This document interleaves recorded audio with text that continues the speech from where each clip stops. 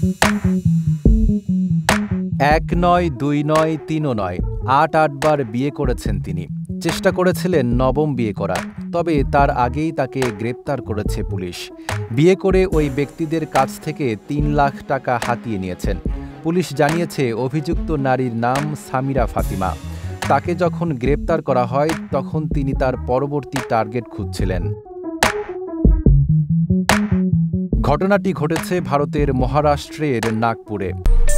আরে cart up কেনাকাটা level up করতে এলো cart up. Best deals, authentic products আর ফাস্ট ডেলিভারি পেতে ডাউনলোড করুন কার্ট আপ অ্যাপ। পুলিশের প্রাথমিক তদন্তে জানা গেছে এ নারী ধনী পুরুষদের টার্গেট করে বিয়ে করতেন। এরপর তাদের ব্ল্যাকমেইল করে টাকা হাতিয়ে নিতেন। তিনি তার স্বামীদের কাছ থেকে এভাবে টাকা নিয়ে যাচ্ছিলেন। প্রাথমিক তদন্তে আরও জানা গেছে সামিরা ফাতিমা একটি সংঘবদ্ধ গ্যাংয়ের সদস্য। তিনি ওই গ্যাংয়ের সদস্যদের মাধ্যমে তার বিভিন্ন স্বামীর কাছ থেকে অর্থ আদায় করছিলেন। সবচেয়ে ভয়ঙ্কর বিষয় হল সামিরা শিক্ষিত এবং পেশায় একজন শিক্ষিকা। তা সত্ত্বেও তিনি এমন প্রতারণামূলক কাজে জড়িয়ে পড়েছেন। পুলিশের আশঙ্কা গত ১৫ বছর ধরে হয়তো তিনি অনেককে নিজের ভিকটিম বানিয়েছেন।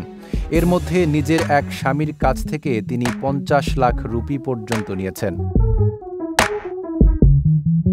সামিরা বিয়ে বিষয়ক ওয়েবসাইট এবং ফেসবুকে নিজের শিকারী খুঁজে বেড়াতেন।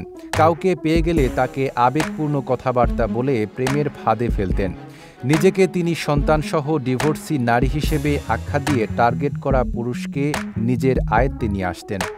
ভয়াবহ প্রতারণা করা এ নারীকে গত ২৯ জুলাই নাগপুরের একটি চায়ের দোকান থেকে গ্রেপ্তার করা হয়।